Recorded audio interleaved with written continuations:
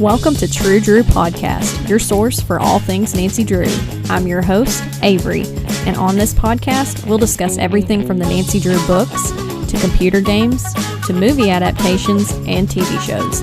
Nothing is off the table. So if you're a True Drew, you'll definitely want to tune in for this podcast.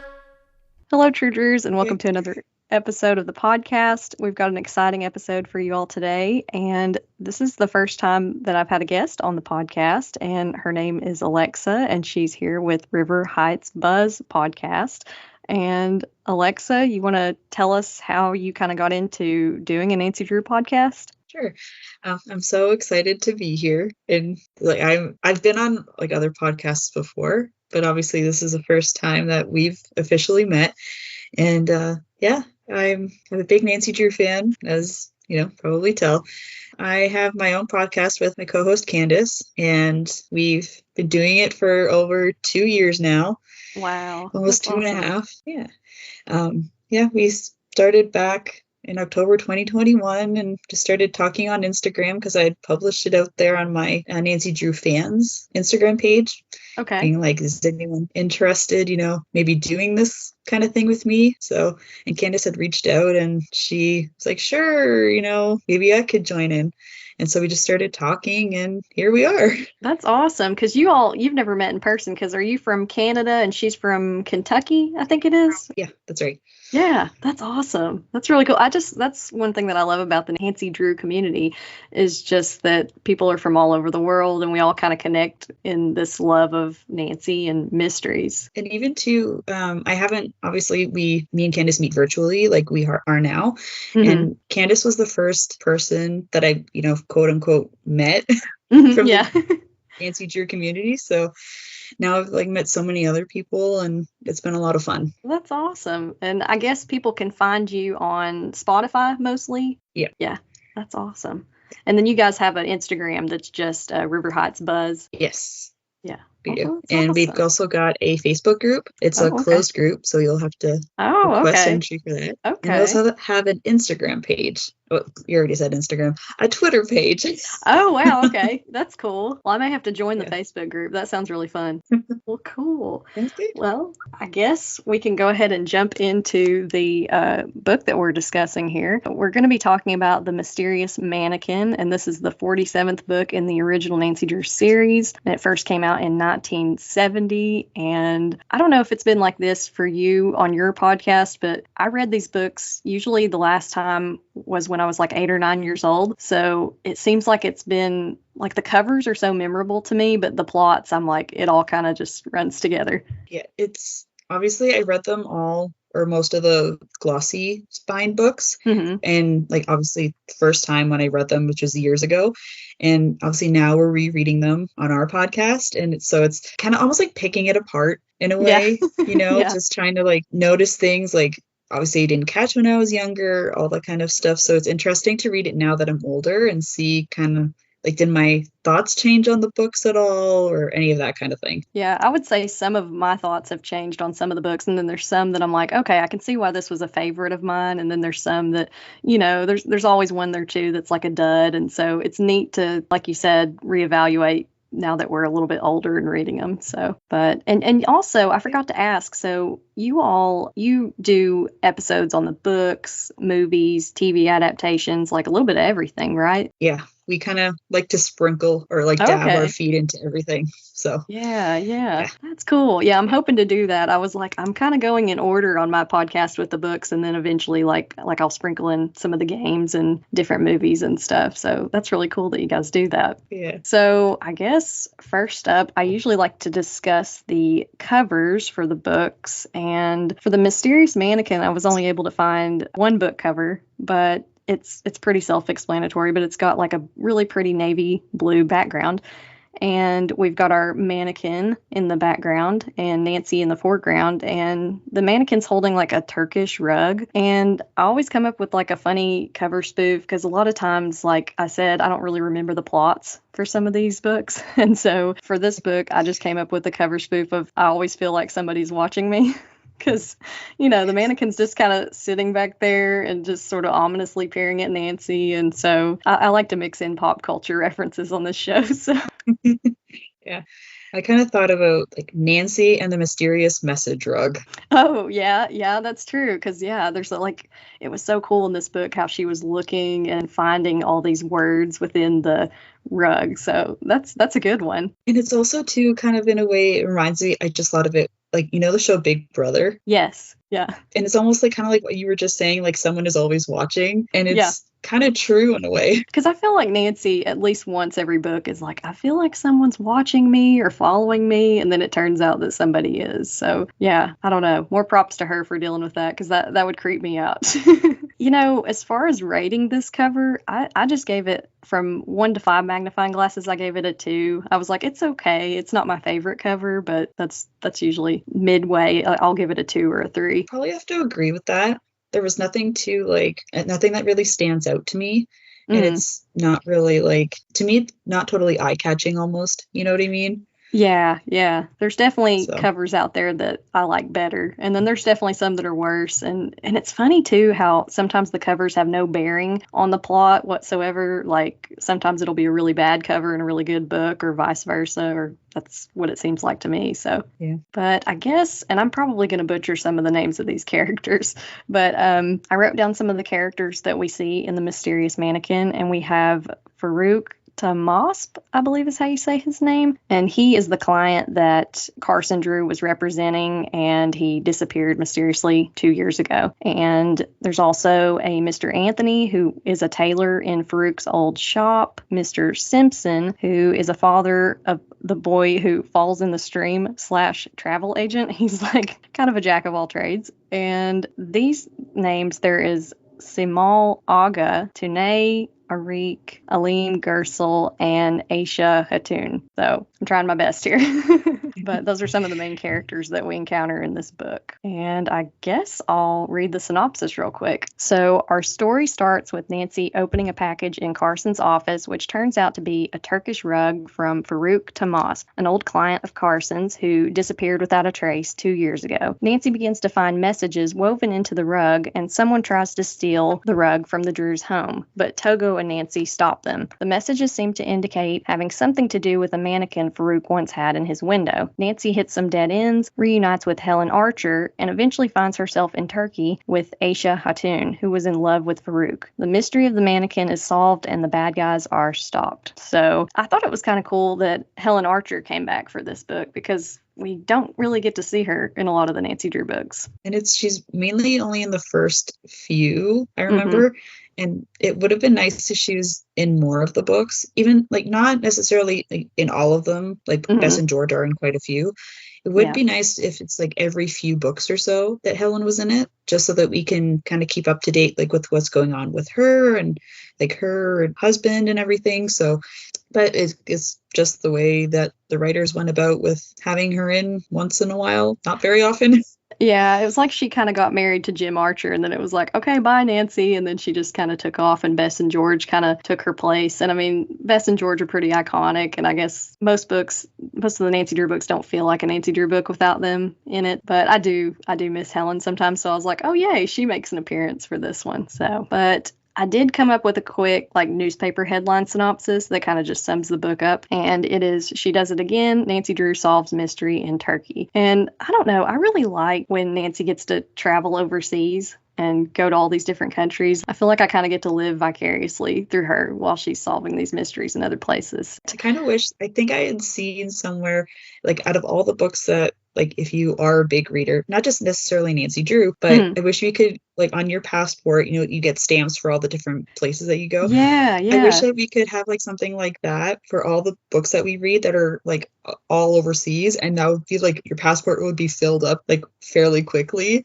That would be so cool. Like somebody needs to get on that. That would be just such a neat way to just be like, yeah, I've read books that take place in France and in Russia and all these different places. Like that's a cool idea. Yeah. Though I took down a lot of notes for this one, so I guess I can just kind of go through some of these and we can discuss. We start off with Nancy seeing this package from Turkey in her dad's office, and it turns out to be this rug. And Carson explains that a client of his, Farouk Tomas, hired him for a case, but he left abruptly. And he was acquitted, but he never returned. So Carson he seemed like, he's like, I wish I could find him so he could come back because he's been declared innocent. But Nancy looks at this rug and she starts to find these hidden messages in the border like you were talking about. And there's a car, a man, and a sun, which she thinks stands for car sun. And I was like, oh, okay, that's pretty clever. Yeah. And I think there was also a word in French,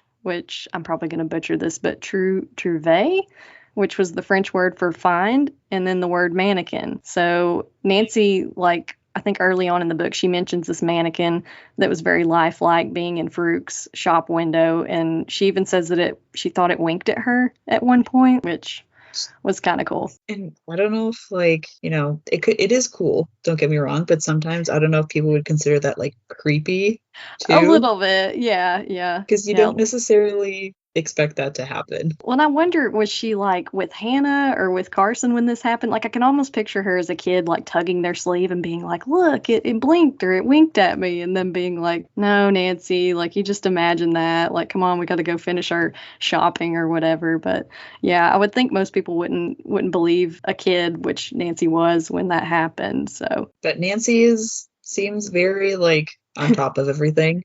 Yeah. Just like she knows what she's talking about. So yeah, so chances are if she said she saw it, she saw it. Yeah. Let's see. The next thing that I wrote down is Nancy, Ned, Bess, and George go to pick up Bert and Dave at the airport, and they hear from a pilot their plane is low on fuel and the landing gear isn't working.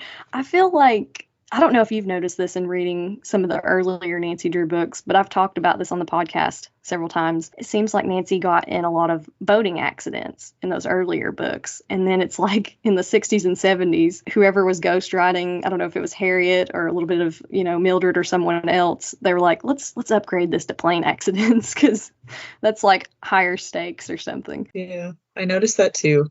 On like the books that we've read. And it's one of the books, I forget which one it was, but I remember Nancy, Bess, and George were on a ranch, and Nancy was taking flying lessons. And the horses were involved and stuff, and I had so many jokes for that one, and I was just like laughing so hard, and it was just bound to happen, I feel like, throughout that episode, and it did. Yeah. So. Would that one have been maybe the Sky Phantom? I'm trying to remember. That's the one. It is? Okay. I was blanking for a second there. Yeah. It's the Sky Phantom. I almost said the Invisible Intruder, and I was like, no, that's the one with like the stingray on the cover that's really creepy looking. So luckily their plane lands and they're fine. It's not too much of an issue, but it's funny how they left that off with a cliffhanger at the end of the chapter. But George actually scolds Bess for crying when the plane lands, and she says that she'll look a mess. Like, she doesn't want her to look a mess, I guess, for Dave when he gets off the plane.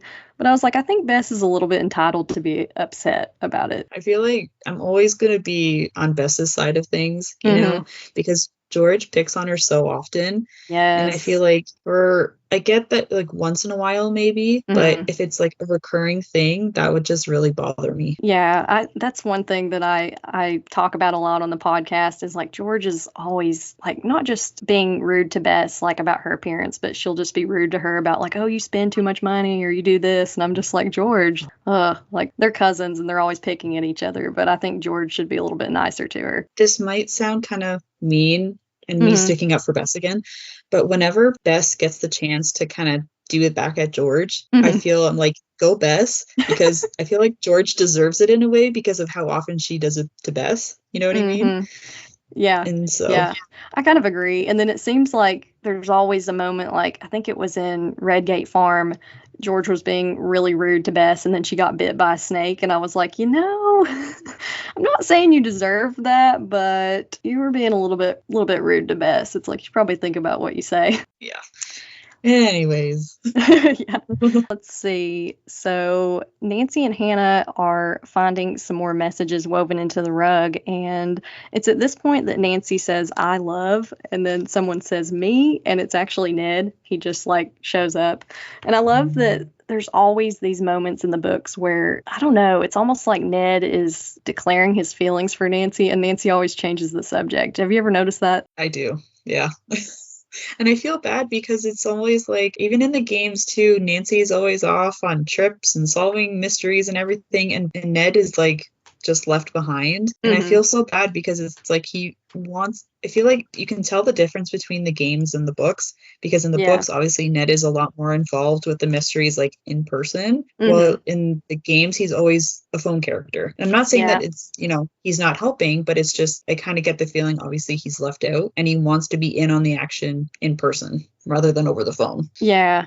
I kind of can't help but feel a little bit bad for him in the books and in the games sometimes. Like, not saying Nancy's a bad girlfriend, but sometimes, I'm like, I don't know, So Ned says that as he's walking in, and it says Nancy blushes, and Hannah asks how he got in. And apparently, so I just took note of this, but Togo can open the screen door. And it's at this point when Ned finds the last word, and the full message is "I love her." So I guess it's talking about the mannequin. That's kind of like what it seemed like when I read it too. There has to be some kind of big significance there. Yeah. I did think it was funny though, because right after they figure that out, Ned says he can have her. As for me, I'll take a live one anytime.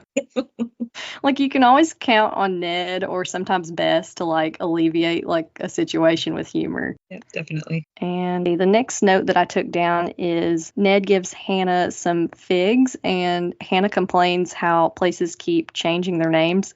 So she was talking about Istanbul was Constantinople, now it's Istanbul. And I was like, I can't help but think about that song from the 90s.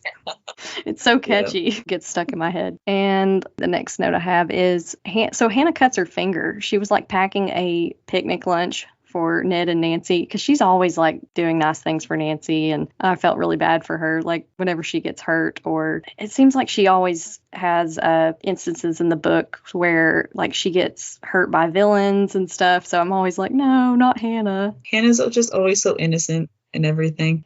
It's later on, I think, after they get back from the picnic, but Bess, George, and Hannah find another word in the rug, Carrie. So they're like just slowly piecing together the message, and I think they finally come up with the full message, which is just carry the mannequin to Turkey.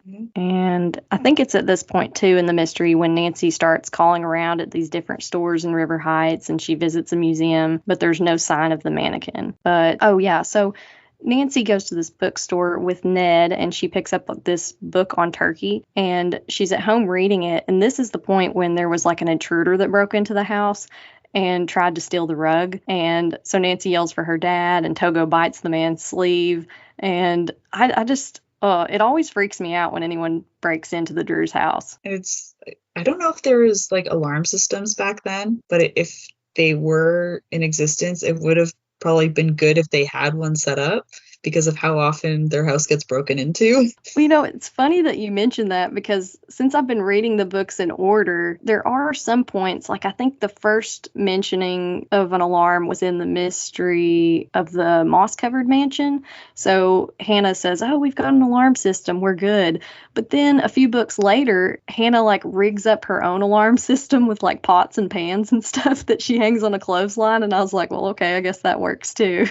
But it is funny to read the originals versus the revised too, because you're just like, yeah, an alarm system would have really been beneficial for you guys. Yeah. So let's see. Nancy, Bess, and George stop at a restaurant where there's a stream and a water wheel. And as soon as they mentioned this, I was like, okay, somebody's going to fall in. I thought it was going to be Bess, but it's actually this little boy that falls in, and Nancy and George jump in to save him. But that was intense. I think it's happened in a few of the books too, where a child falls in some kind of water and Nancy always to save them. So Nancy should be considered as like a lifeguard or something. She should. I mean, and she's always in the right place at the right time. So I'm like, well, it works out. And Nancy then talks to this real estate guy. So this guy actually is that boy's father, so it kind of works out. But he thinks Farouk buried the mannequin. And Mr. Anthony, the tailor who now rents the shop that Farouk was in, comes in as Nancy is asking about it and takes her back to his shop to show her this trap door. And that's when they find these Turkish slippers. And Nancy's like, I'm pretty sure I remember the mannequin wearing those.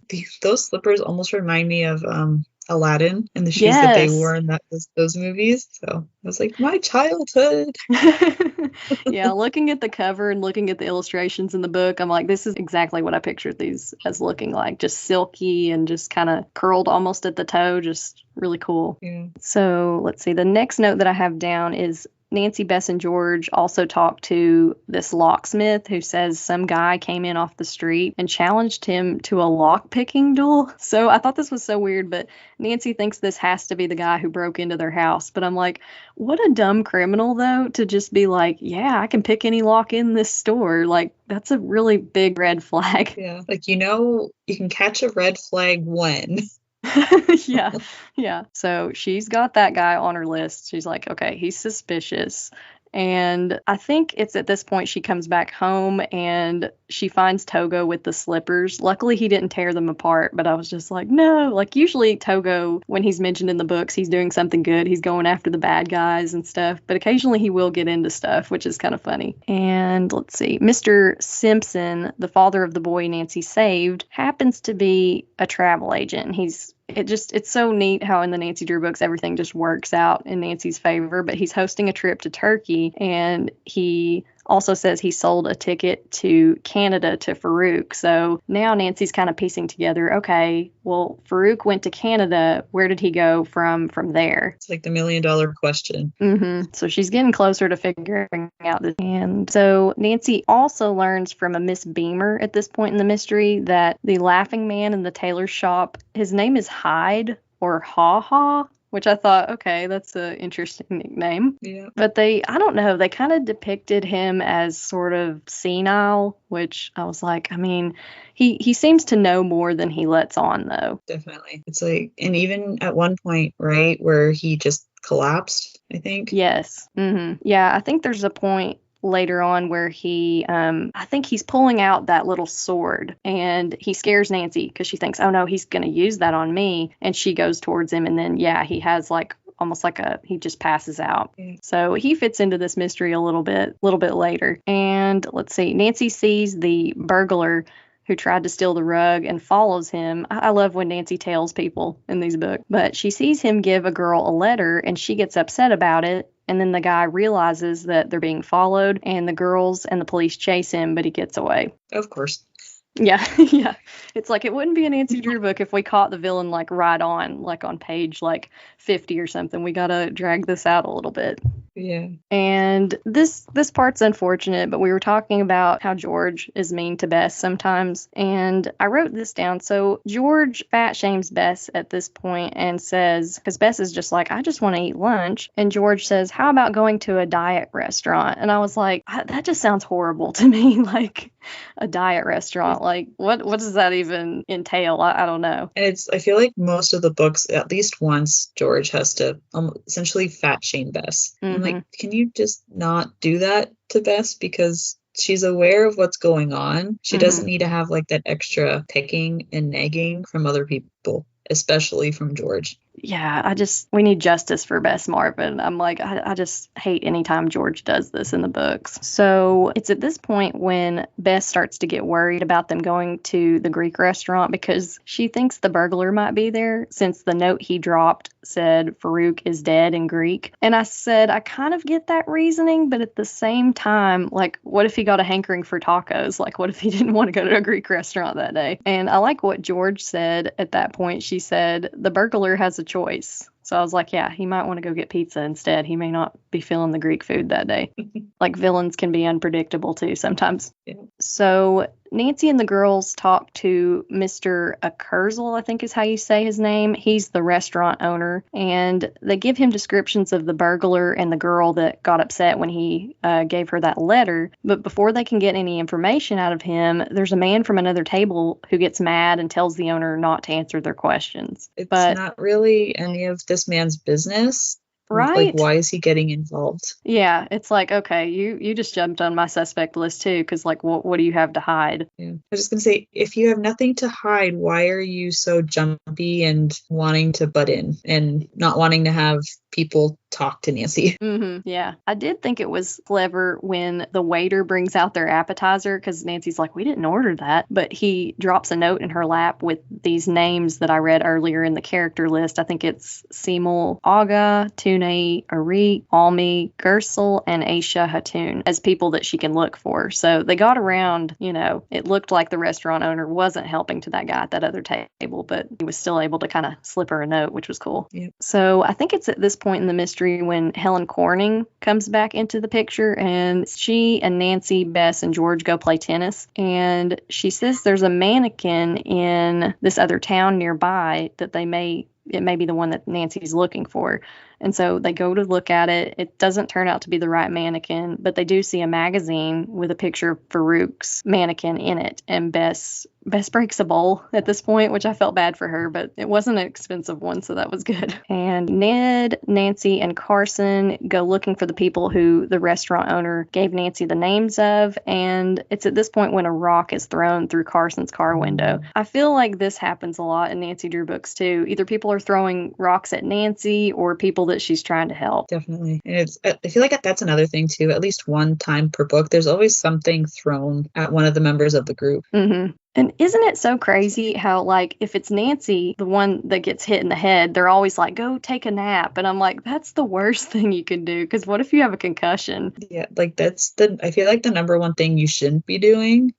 Yeah. You know? Yeah, it's like you shouldn't sleep it off. That's not a good idea. No. And the next note that I took down, so apparently Ned stays the night at the Drews' house because Nancy's like, oh, the next day we can go out and like start solving our mysteries a little bit earlier. But I was like, he probably stayed in the guest room that's up on the 3rd floor. Like, I've been taking notes throughout the books of like the Drews' layout of their house and different details. But I thought that was interesting. I was like, okay. And now that I think about it, we've never seen, like in the games, we've never seen like Carson's room, Hannah's room, or even like a guest room. We've only seen like the main foyer, like the family room, the staircase, and like the upstairs part, a little bit of the hallway, and like a sitting area, and Nancy's room. Like not much else. Yeah. It's like when you're in some of the other game atmospheres, you're like, man, I wish I could just poke around and look in different parts of the house. But I actually love Nancy's room from the games. It's so pretty. Yeah, I agree. And it almost makes it seem like Nancy's room is at the very, like, the top of the house. It does, because it's kind of got that pitched roof up there, and it's just got all this natural light. That's how I always thought it was. I was like, it's either on the 2nd or 3rd floor. Yeah. Let's see. So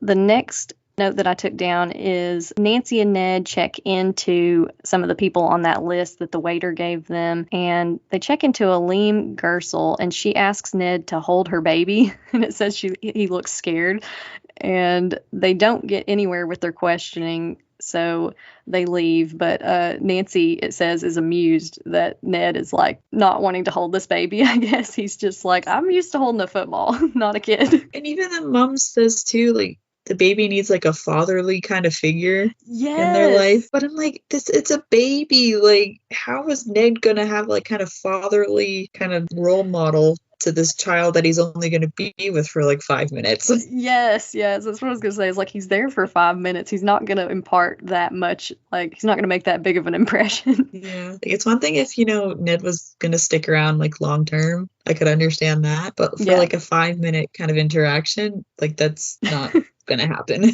Yeah. But it's after they question her that they end up going to a sweet shop, and they overhear these 2 little girls named Sue and Kathy talking about someone named Tuna Fish. And Nancy just starts questioning them on a hunch, and she's like, wait, Tuna Fish? And they're like, oh, okay, that sounds like Tune Eric. And so they call this guy Tuna Fish, which I thought was kind of funny. But they sing a rhyme about him loving Aisha Hatun, and the man's description fits that of the burglar that got into Nancy's house and tried to steal the rug. Mm-hmm. So we're starting to connect all these the different dots. Pieces come. Yeah. I was just going to say that too. It's like all the pieces are finally coming together. And then I thought this was going to play more heavily into the mystery, but Nancy and Ned witness a robbery right after this. And then, of course, Ned uses his football tackling skills, and so he tackles the guy, but he gets away. But they are able to find Tune Arik. I think he's on his lunch break. He works somewhere nearby, and they're able to ask him some questions. And then, so when Nancy and Ned get back to the Drews' house, Nancy unrolls the rug. And this is when, I'm probably going to say this wrong, but a scimitar, those little curved swords, it almost sounds like a little scythe, flings out and hits the wall. Yeah. Like, how did that even get there and just do what it did? And the first place. Well, and I'm like, did somebody, I mean, it obviously wasn't there earlier when they were finding all those messages in the rug. So I'm like, do you mean to tell me that someone broke in, put it in the rug, and didn't just steal the rug? Like, I thought they wanted to steal the rug in the first place. So why would they just hide a weapon in it and then just leave? Yeah, that makes no sense. Yeah, the more I think about it, I'm like, and Nancy must have unrolled it like a ninja and just like flung it because, like, for it to stick in the wall, like, that's a lot of force. She must have a lot of rage or something. And let's see. So Togo wasn't here for that episode. He apparently had a grooming appointment, and he comes back about that point with Hannah, and he growls at the sword that's in the wall and knocks it out of the wall. And Nancy picks it up, and so she's like, "Oh, I just ruined any trace of fingerprints that could have been on this thing." So that was unfortunate. Togo means well, but sometimes he fumbles some stuff in Nancy's mysteries. So I think it's at this point when Aisha Hatun comes over to the Drews and she finds a shoe shine stand in the border of the rug. So it's crazy to me. It felt sort of repetitive after a while. I don't know if you felt like this, but they kept going back to the rug and they kept finding symbols. And I'm like, man, whoever made this thing was really good at it, because, I mean, they just keep finding things in it. Yeah, I was getting like pretty tired after a while hearing about the constant going back and forth to the rug. And it's just like, can you just move along with the story? yeah. Like, find the message at once. And even with the brass bound trunk, yes, because I listened to your episode on that too, and I was kind of thinking that too, but I don't think I mentioned it when we had recorded. But the constant going back to the trunk and finding new things, and like, Kate, yes, you found all these new different parts, but just did you have to keep going back to it, like, I feel like over 10 times at least? Yeah, just keep it going.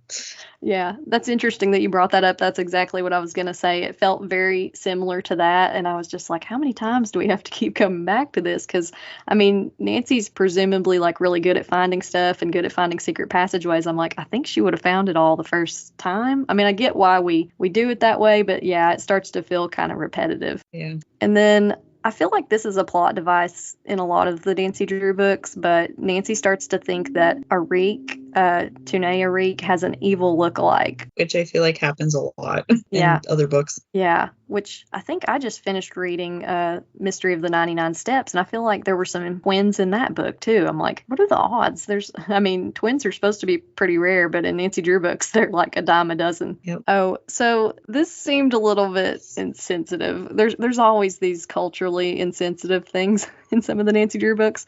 But so everybody's going to Turkey, and Dave says, I'll pretend to be a sultan, and you girls are some of my slaves. That seems very sexist.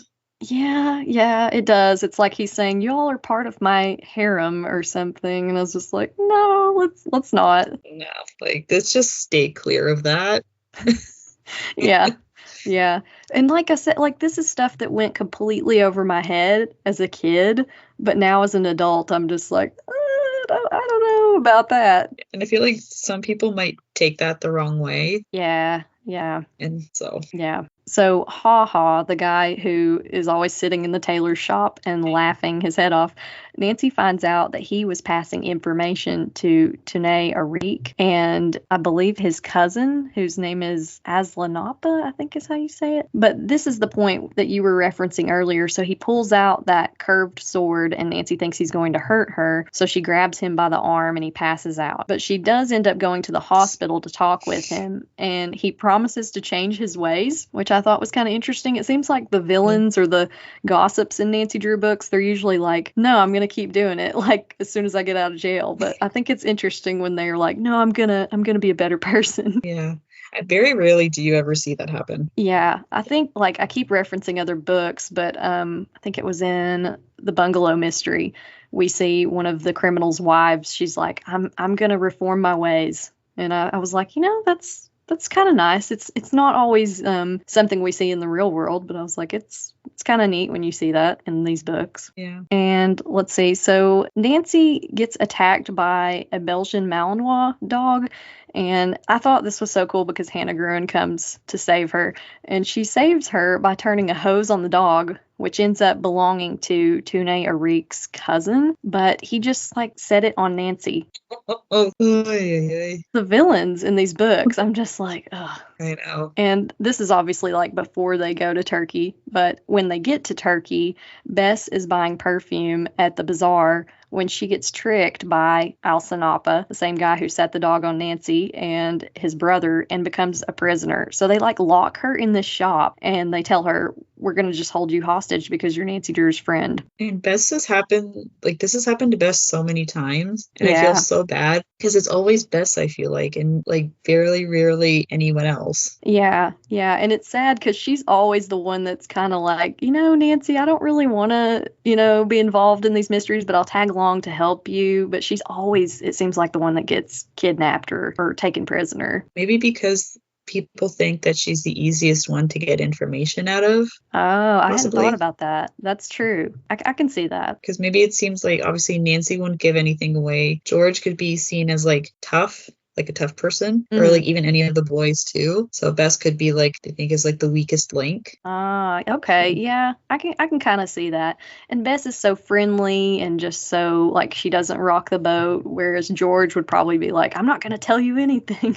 I feel like George would probably get more herself in danger than anything else, because she can get pretty heated pretty quickly, and you want to obviously try to avoid that as much as you can in those kinds of situations, I would think, Yeah. So that's true. Yeah. I hadn't thought about that. But luckily, Ned, Bert, and Dave are able to save Bess. But later on, Al-Sanapa's brother, again, like this guy just keeps causing problems for Nancy, but he pushes her into a cistern and she hits her head. And luckily she was okay, but I thought, oh gosh, I mean, like with a fall like that and hitting on like rock like that, that's so dangerous. Yeah, like that would be the worst, I feel like, nightmare to have, Yeah. And obviously, like, you have to obviously see a doctor for that kind of stuff. So, and I think I was listening to one of your and Candace's episodes, and you all were talking about the fact that Nancy hardly ever actually goes to a doctor. Yeah, like she is so insistent on everyone else going and seeing a doctor, but she like never wants to. Yeah, she's like, I'm too busy solving mysteries, but it's like if anybody needs to see a doctor, it's probably you, because I've actually been keeping a tally of like how many times Nancy's been hit over the head and all these different things, because I'm like, she should be having a brain scan by now, I think. Yeah, because like she could probably have so much brain damage, I feel like, or like head damage. So anyways. Well, my last note that I took down, so this whole time, and it kind of comes back to Nancy thinking that she saw the mannequin winking at her, but Aisha was the mannequin. And so Farouk was just basically, I guess, trying to get Nancy and Carson to help reunite them. And so that was kind of cool, but it also was sort of like, like I was kind of hoping we would find like an actual mannequin somewhere buried and full of jewels or something. I don't know about you, but like the ending of this book seemed very rushed. Yes. Just to like close everything off. Yeah, because it feels like, Nancy falls in that cistern and then like maybe 5 or 6 pages later, it's just like, oh yeah, Aisha was the mannequin the whole time. And then it actually says like Nancy had guessed this like a few weeks prior. So it's like she knew this the whole time and then we didn't know it till the very end of the book. I don't know. I was like, why didn't Nancy say something? Yeah, I don't get it. Or we could have shortened the book a little bit and just be like Nancy explaining why she thinks it's this person. And then we could have just went like right to wherever we had to go. Yeah. There's some things in these books that I'm like, that doesn't really make sense, but I'm just like, well, I'll just go with it. Oh, well, that's just the way Nancy rolls, I guess. Yeah. She's always like 2 steps ahead of everybody else. Yeah, that's what it seems like. Well, for the next segment of the podcast, I just like to do this. I started this early on in the episodes where I just have like a What's Cooking with Hannah Gruen segment. And some of the time, so part of this is stuff that Hannah made, and some of this is stuff that they ate once they got to Turkey. I don't know why. I just always, as a kid, thought it was neat to see these different foods that were listed. But it looks like, so apparently Hannah made something called Hannah's Midnight Specials, and it's just toasted ham and egg sandwiches with cheese and tomato sauce. I was like, that sounds pretty good. Yeah, nice for a midnight snack. Yeah. It seems like the Drews are always up late at night too. So it's like, yeah, we got to have a midnight snack. And I think that Hannah's probably just gotten so used to it, with how late Nancy and Carson can, like, obviously, like you said, working or just waking up in the middle of the night for something. So. Villains breaking in at all hours, and she's like, you know what we need is some toasted ham and egg sandwiches. But she also makes roast beef sandwiches, peaches, and angel cake. There's fruit salad and shrimp salad. There's cream of mushroom soup, lamb chops, French fries, peas, chocolate pie. Like, she makes like 4-course meals, it seems like, all the time. And when they go to Turkey, they have grape leaves with meat, which is dolma, and baklava, which I don't know. So I have to reference the game that takes place in Greece, Labyrinth of Lies. I feel like it was such a missed opportunity. I wish we had some kind of like cooking mini game with like Greek food. I think that would have been so cool. Yeah, it would have been cool. Yeah. But then where would they have cooked? There's like no really kitchen area. Yeah, that's true. They would have had to almost go into the city for some reason, or like had a multiple location type of game or something. Because, yeah, at that museum, it's like there's no kitchen really. And so for the next segment of the podcast, I like to put things that I thought Nancy could add to her resume. And I just said she's a Turkish rug expert. I feel like she looked all over this rug and found so many different messages in it. And that's the only thing I thought she could maybe add to her resume for this book. I agree with that. Yeah. Because I feel like, at least one thing in every book that Nancy can do. Like, it's something new. Mm-hmm. She has so many obscure talents. And then I'm kind of going to discuss with you for this part, but I always like to come up with things that I liked about the book and things that I didn't like. And one of the things I did like about this book was Hannah saving Nancy. I just love, because it seems like Nancy saves Hannah quite a bit. I love when Hannah can reciprocate. I agree with that. Hannah had her time to shine in that part. Yeah. And really, like, obviously it was just her spraying water essentially, but it's like it did the trick and it saved Nancy.